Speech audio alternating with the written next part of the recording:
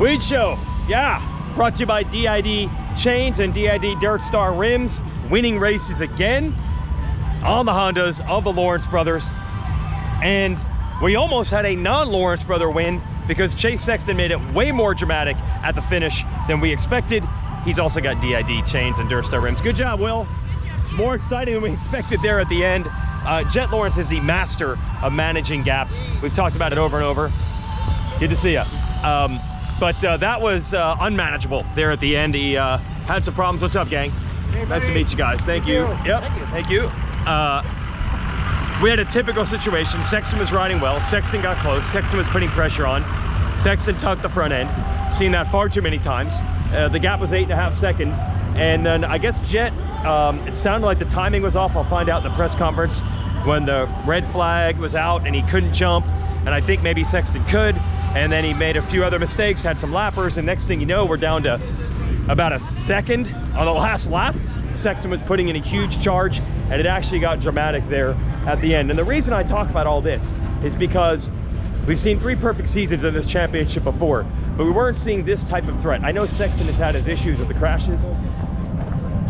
Lamont, to see ya. We've seen a lot of motos this year where Sexton is able to apply pressure. Even last week at Unadilla got side by side. It's not a putt, it's not a gimme, this perfect season thing. There is reason to think there at least will be a threat or a challenge next week, and we saw the determination of Sexton in that second moto, and that's what's gonna make it interesting. A Jay Coop guy, let's talk about this dude, Jay Coop. He did what he had to do. He won the first moto, and trying to do everything he can to get points back. He wants to turn that 32 red. You want a red 32. Hey, great job, Ezra. Track looked good. This is Ezra Beasley, owner of the track. What's up, guys? It's good. Happy with the day? Very happy, very happy. Best day of the year. Renaissance day for Budds Creek. That's your track owner, Ezra. Let's go to the press conference. First moto win for Jay Coop. Hunter Lawrence fights back in moto number 2. And we are underway here. What's up, bro? Yeah, doggy. Yeah. Mega. What's up? How we doing? You like it? They're okay. So he said he's supposed to fly out at 7, and it's 6 now, and he's really stressing. Yeah, let's talk about that second moto start. Is that one of your best starts ever? I mean, that was unbelievable out of the gate. Yeah, it was good. I had to kind of go off of AP's first start. He kind of made me look silly in the first one, so I'm like, I can't make that. I was on a knobby tire too. Oh! Yeah, he made me look silly that first one, so I'm like, gosh damn it, AP. I'm like, I don't want to do this, but I got to do this. And we did. that second one, it wasn't like, it was weird because once we got like out of the gate, I didn't feel like it was a great jump or anything fantastic, but just once we hit the dirt, I think just that bit right away that helped it quite a bit. When all of a sudden you realize Chase is there, how hard is it to ramp it back up? And oh, I got to get my pace back to maybe what you were doing 4 or 5 laps earlier. Is that tough, especially with a little pressure there? On this track, yes, it's because there's not much room for error. If you kind of just miss that support and you start leaning too early, it can go away pretty quickly. So here, it is a little difficult. It also doesn't help, like I said, when you miss your ruts, because you miss them, you're in like no man's land. So there was a bit of get going out of those last few turns, but no, it definitely is a little difficult on this track just for how the track conditions work. My last thing, did I see you eating ice cream cone when you came into this press conference? Yeah, I'll burn it off once I walk back to the truck. I still got that kid in me. And we're back. Press conference. It was good clarification where I believe Jett said Chase did actually have to roll the same triple that Jett did. So that was not why Chase closed in. He just closed in, I guess, with the lap traffic that did not help Jett at all. And everyone said to a man, I don't know why they use that term, everyone to a man said the track is super one line, and that has always been a secret here at Budds Creek. Now, every motocross track ever in the history of motocross is a track where a rider will say, it's the kind of track where you need to get a good start. Every track ever, and here's the reason why. Because riders at the top level are all within around 1 or 2% of each other on speed. So that's why it's so hard to pass on any track. You can give the most one-line track ever and put me out there, or Mitch, not Matt Rice because he's fast. But if you put us on the track with AP, I don't care what the track's like, he's gonna find plenty of places to pass. But this one, they're all tracks that are hard to pass, but this one is exceptionally tough, and they all talked about that. Hey, Ty Masterpool, you around, so we might as well chat. Yeah. I'm waiting on my crew, so whatever. We saw a brief glimpse of the Colorado level where you were starting to knock on the door. Was that Moto 2, I think? You were right there, dude. Yeah, Moto 2 was really good. Moto 1 was actually really good too, but just came from way back, and then by the time I got into 8th, the top guys were gone, but I still closed the gap on Dylan and them a little bit. My lap times were really good, both of them, and then I was like running 159 low, but yeah, really good. Results didn't really show today, but yeah, feeling good. Stamina was good, didn't get tired, but yeah, second Moto, I was trying anything. Super hard track to pass on, but yeah, I was going outside, inside, going anywhere, but it was, It's still got to feel good to have 2 factory Cowies and you're running that pace and you're battling with them. It has to feel good. Oh yeah, feels really good, but I want to get them, and you know, I feel like I'll have a lot more in the tank. And first round, I ran the same set of suspension 2 weekends in a row, so getting more used to my bike and stuff. It's so hard. I mean, like, we came into this season with no testing, so kind of just been testing through the season, so still getting used to the bike. But no, really good day. Results didn't show up, but it was a good day. And for you, look, you haven't had a chance to build week in, week out for a while in this series. So are you just getting better by the fact that you're not hurt and you get to race each week? Yeah, a lot of that, and it was hard. I didn't really get the foundation I needed before the season. Yes. Too, just with some small stuff and switching bikes. So, but yeah, feeling good. Stamina's getting there and all that, and just getting used to racing every weekend. And but yeah, it's good. All right, we're back. We're gonna get a little analysis here on the Weege show. Jett Lawrence beats, or he goes, what is it, 22 for 22 this year. He says, I bet $100 he goes 22 for 22. This was before. Who is this? This is before the first Moto at Fox Raceway. Who said this? I said this. You said this? Yeah, and I bet $100 with 2 people. I said So it's still going.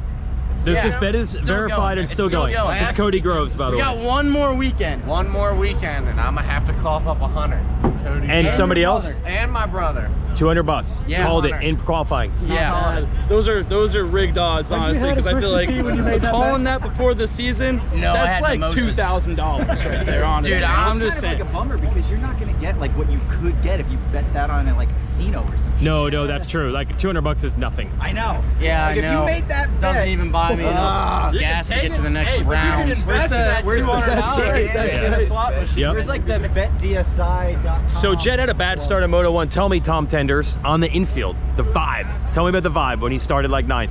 I think everyone was looking at each other like, dude, all right, we got to battle, but is he gonna do it? Yeah. And for a little bit, personally, for me, I not to count him out, but once he was behind, I think like P6 or 7, like behind Anderson and that whole mix, I was like, man, like he's got all the good dudes, like all the ones that are probably match his speed, a little under, they're all in front of him. Not Sexton or Ferrandis though. That's right. Yeah, that's that was right. the key. Yeah, that was Sexton the had key. already gone down. That was the key. So yeah, the vibe was, can he do it? And then next thing you know, he's in second and he goes for lead, and it's like, this guy's just not human. He was not. He didn't even get a rut in the corner where he passed AC or AP. He wasn't even in a rut. I don't even know how he turned like that. It is crazy.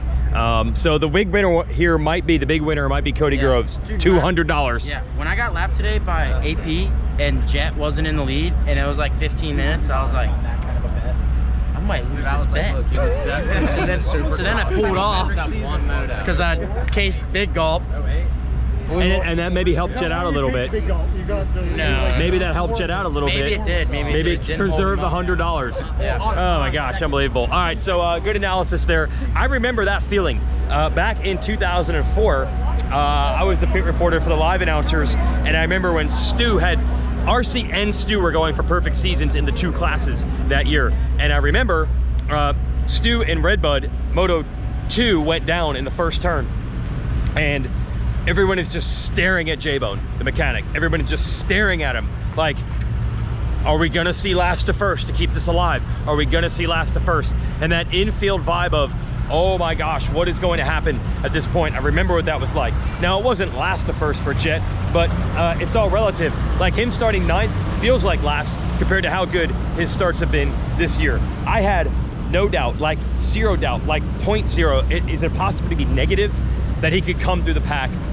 The only tilt I would give, if the last week Ferrandis, and as I said, we didn't get that Ferrandis because he was sick, and Sexton both were up front and got big gaps on him, I mean, I don't know if he's making up that kind of time on Sexton, but I had no doubts that it was manageable. It was only 8 or 9 seconds. There was a lot of guys, but I thought he could get him, and he did.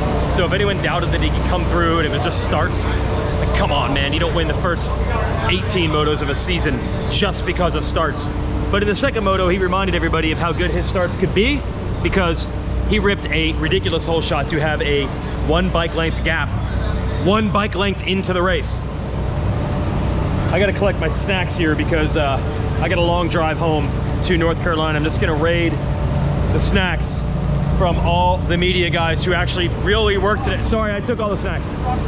Huh? Shirt's not important. Snacks are important. Oh, okay, so we're good, Brown Dog. You've already done it? Let me see the collection. Oh, okay, so you get it. You get it. With you, pal. You get it. Otherwise, you just throw it away, right? Yeah, I mean, starving kids in China. Okay, I'm headed to the parking lot. I was around for all those perfect seasons, the ones Stu didn't get when he went 23-1 that year. I just mentioned in Redbud in 03, and the perfect seasons for RC and Stu. We didn't have drama quite like this. Yes, I had no doubts that Jett could come to the pack against that group, but Sexton is still there, and Ferrandis will probably be better next weekend. It's not done. So we didn't have that the other years where I think anyone came in, it was going to the last round, it was gonna take bike breaking disaster weirdness. No, Sexton is determined to make this happen, and like I said yesterday, not just for this season, for the future. We're gonna announce Team USA right now? Right now. You want it right now on the Weege show. I want it. Break the news. How's next week sound? I know. Very disappointed. I thought I had it. I thought I had it. But is it gonna be next week? We're shooting for that. That's a lot of pressure. Oh. That is a lot of pressure right there. That is Mike Pelletier from the AMA. That is the goal, to announce Team USA next week at Ironman. And I'll give you a little insight here. Talking to Mike this morning, they are considering Barsha for the team, and that was this morning before Barsha rode incredibly well today. So I feel like if they're considering Barsha, that's exactly what you needed to see. And what you don't need to see is this, the gate you were planning on using to get out of the pits being locked. And that's not even dummy locked. Trust me, I know all about dumminess on the mechanical scale. That's a bummer. So now I gotta go all the way back around. It's a nice Land Cruiser, but what I was hoping to see is an open gate. Thank you. Hey, good to see you. How are you? Yeah, we're good. As for the 250 class, it's just repeatable. Hunter Lawrence does it every time, man. He manages the first moto brilliantly. I don't know if he wanted to get, or if that was an all-out effort to get Justin Cooper for that moto win or not. He would have taken it, obviously. But in Moto 2, he had Cooper covered. Cooper really sprinted on the final laps, put the best moto of the entire race in on the last lap, but still not enough. And it's still 22 points going to the finale. And Honda is trying to become the first brand to ever win all 5 titles in 1 year. Monster Energy 450 Supercross, 250 East and West, and both motocross titles. That is unbelievable.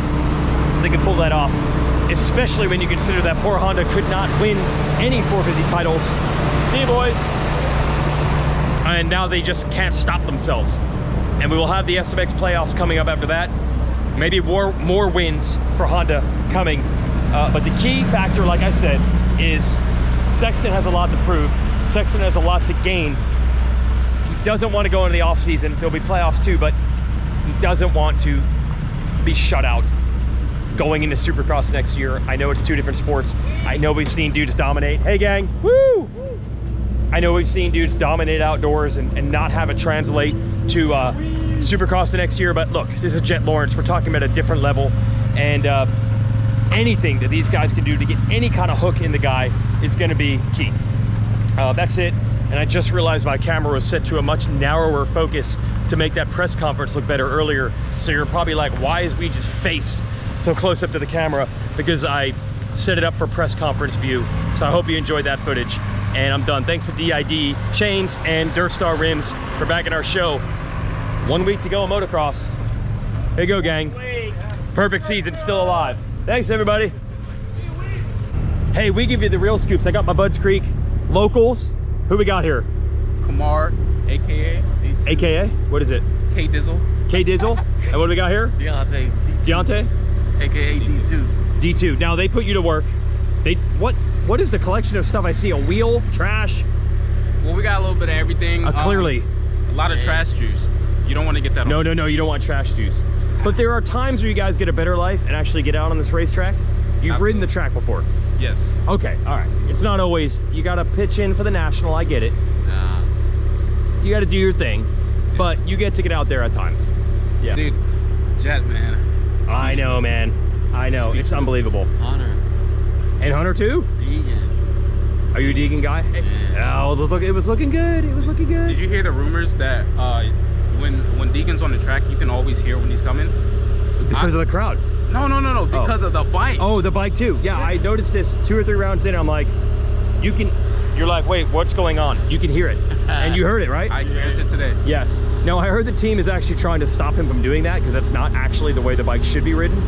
But they're like, it's going to take a while. Like, it's not going away. Pinning it is the style. It's just what he does. He practices on a 450 with no clutch. At this point, you think that he would calm it down a little bit. Yeah, but then when it's race time. Yeah. Dude. Anyway, we're good. We're good. Nice to meet you guys. Good job. I don't see any trash here. I don't see any. You guys nailed it. Is this your car? It's my mileage guy. All right, sweet. We need to get to that trash can right there. I will be on the road and out of your way. I was blocking. All right, we got to go. Thanks, boys.